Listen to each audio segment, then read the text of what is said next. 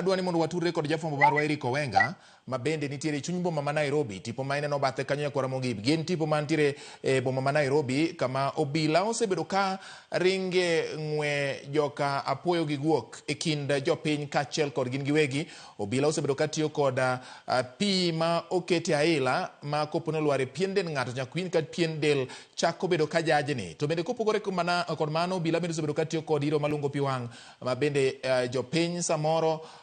kironegi. Ma ok ng'anyo mokwongo Nairobi kaluwore kod paro mar chik mar omenda. Nyakora Mogik par ni ng'anyo nyocha notimore chieng' tich ariyo e kinde mane igeno ni jood bura idhi pedh ayanga twak mar paro mar chik e od bura mamalo mar piny Kenya. Nyaka gi sani adwani mondo mi koro watude kod jafwambo marwa Eric Owenga e yor simo mondo nyiswa ni to weche chalo nade moko kuom peyni moseluorore e chuny boma ma Nairobi. Eric Owenga, waneno ka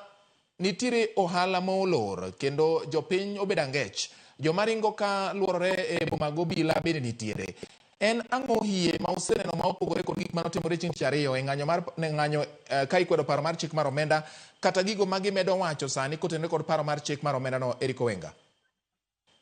Awinji maler Nyabati, kendo gima nyakoni en ni seche koro onyono adek mahawo ang'wen nyaka ne ng'we chakre e chuny boma Nairobi ka kendo gima nyawacho Nyakora Mogik en ni nyaka chak tij fwambo higni mokwaro koka wang'a oneno gima kama odiochieng' ma kawuono kaluwore ni gima nochakre ka tugo saa ang'wen kama ka rowere mathis ne chako yware kod obila. Gie sani thoth apaya mani chuny boma Nairobi kaka Koinange Street, Banda Street, Market Lane, Kenyatta Avenue, duto te chenro mag wuoth chal kama ng'ikre to ok ong'ikre marach ahinya kaluwore ni joweg geche makalo achiel oyieni kalo gi jopiny. Kendo bas manyakoni ni ng'wejni osebedo ka ringre kama tek kendo rowere ma anyawacho ni okawo kwan atamalo 9 mar ng'anyoni ne okoko kendo ok giluoro kata obila ka pimo kod ng'anyo moko mosekalo kata ma chieng' tich ariyo ma kawuono ni ne gichung' kar tiendgi kendo thothgi kata be ni olo kuom gipiro gichung' achung'a ka giwacho ni gidwaro ni paro mar omenda ma gie sani jood bura dhi nyime kod twakie owit oko kendo giwacho ni dwaro margi gie sani en ni gibiro obila nyaka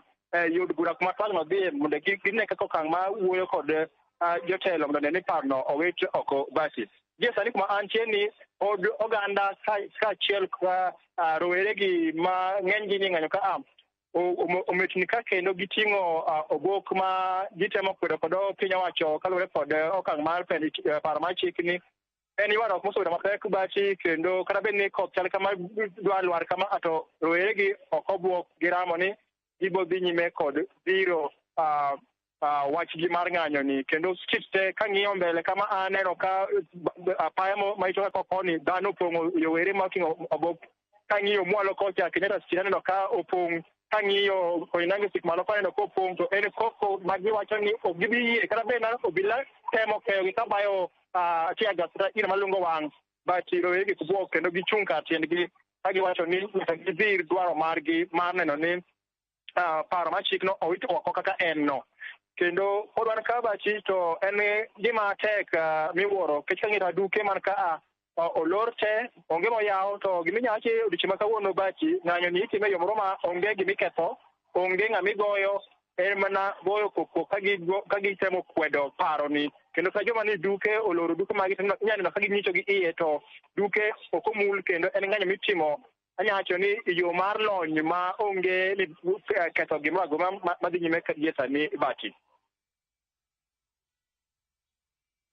Eric Owenga, kopogore kod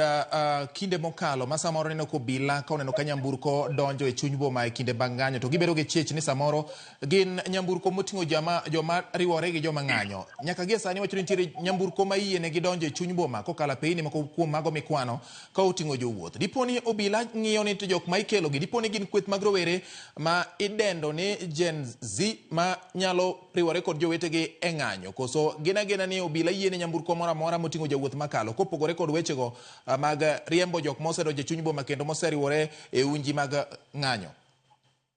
Bati gima timore ka gie sani en ni onge thuolo kata obila anyawacho kata ni obila wuon jogi ohingo kaluwore ni ging'eny ma obila wuon onge kod thuolo mata ma nono gari agara makalo ka kech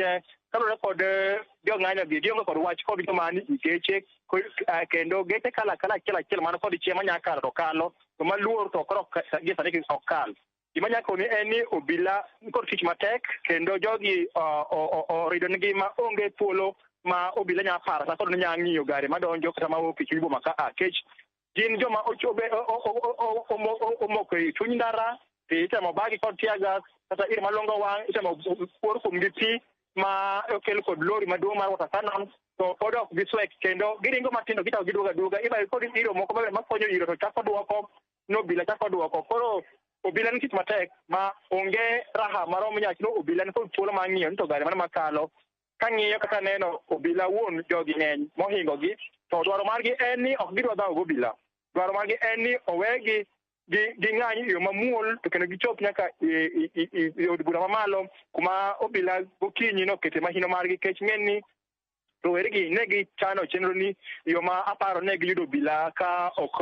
oyudo ler malong'o kech ne wangedi ne ng'iyo parliament kata od bura mamalo kuma ne ginyalo donje to aparo ni kata ne gichie ka gidonjo chuny boma achiel koro ka gimuoch to gimuoch ma koro obila ka ring koni to giwuok koni ka ring koni giwuok koni kaka antiene ani diergi ka ng'iyo kama aneno kaka ogore ka ng'iyo kama kaka ogore ka ng'iyo mbele kama en koko to en koko mamuol ok en koko manyiso kata ni gidhawo kata giting'o kata kiche kata opanga kata ng'owa roweregi oting'o mana obok ma gindikogo dwaro margi saboda kod paro mar chik ma sani jood bura chal kama puode wach kata mamulo gi sani e bati. Erokamano nyiri Kowenga kuom report mani mbai nyako tende kod weche mag chal boma ma Nairobi kama oganda